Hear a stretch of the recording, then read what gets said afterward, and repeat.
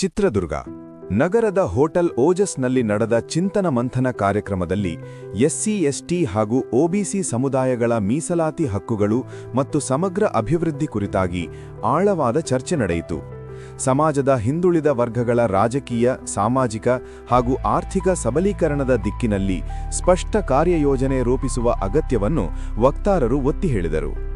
ಕಾರ್ಯಕ್ರಮದಲ್ಲಿ ಮುಖ್ಯವಾಗಿ ಚಿಂತನೆ ಮಂಡಿಸಿದ ಉಗ್ರಪ್ಪ ಅವರು, ಸಂವಿಧಾನಬದ್ಧ ಮೀಸಲಾತಿ ಹಕ್ಕುಗಳು ಕೇವಲ ಕಾಗದದಲ್ಲೇ ಸೀಮಿತವಾಗಬಾರದು.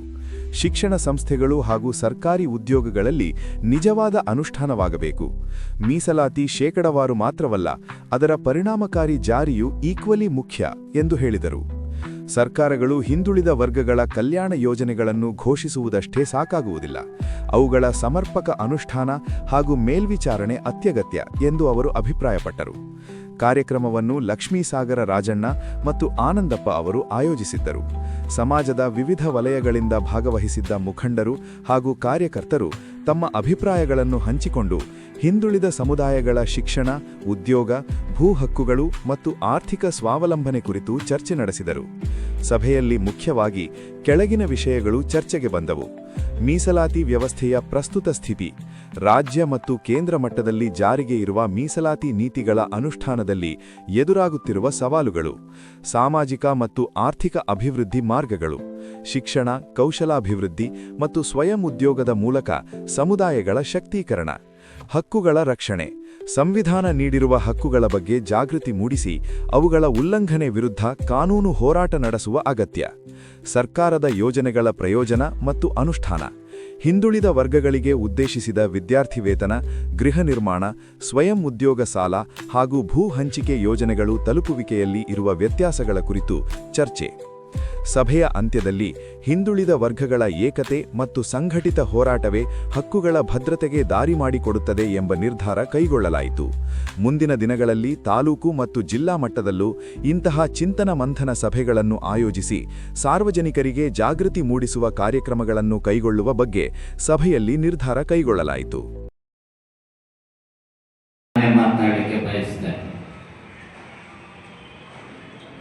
ನಾನು ಮತ್ತೆ ನಮ್ಮ ಸ್ನೇಹಿತರು ಸಮಾಜದ ಅನೇಕ ಸಮಸ್ಯೆಗಳ ಬಗ್ಗೆ ಚರ್ಚೆ ಮಾಡಬೇಕಾದ್ರೆ ನಾನು ಇವರೆಲ್ಲರಿಗೂ ಹೇಳ್ತಾ ಇದ್ದೆ, ಮಹಾಸಭಾದಿಂದ ಏನಾದರೂ ಮಾಡೋಣ. ಸರ್ಕಾರ 14,400 ಖರ್ಚಾಗಿದೆ ಅಂದ್ರೆ ಈ ಸಮಾಜಕ್ಕೆ, ಹಾಗೆ ಎಸ್ಸಿಗಳಿಗೆ 17x2 ಅಂತಂದ್ರೆ 34-35 ಸಾವಿರ ಕೋಟಿ ಅವ್ರಿಗಾಗಿದೆಯಾ? ಮೊದಲನೇದು SCP TSP ಪ್ರಕಾರ ಆಯವ್ಯಯದಲ್ಲಿ ನಮಗೆ ಕಾನೂನು ಚೌಕಟ್ಟಿನಲ್ಲಿ ಸಿಗಬೇಕಾಗಿರುವಂತಹ ಹಣ ಸಿಗುತ್ತಾ ಇದೆಯಾ? ನನ್ನ ಪ್ರಕಾರ ಸಿಗ್ತಾ ಇಲ್ಲ.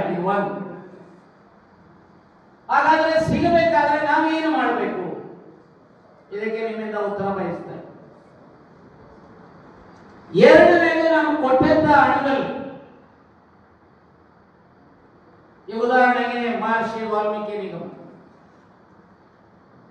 187 ಕೋಟಿ ಹಣವನ್ನ ಬಹುಶಃ ನಮೂದೋ ನಭವಿಷ್ಯತೆ ಕರ್ನಾಟಕದಿಂದ ಆಂಧ್ರ ಹೋಗಿ ಆಂಧ್ರ ಹೈದರಾಬಾದ್ನಿಂದ ಬೇರೆ ಬೇರೆ ಅಕೌಂಟ್ಗೆ ಕೆಲವರಿಗೆ ಮದುವೆಗೂ ಇನ್ಯಾವುದಕ್ಕೂ ಬಳಸ್ತಾರೆ. ಯಾರು?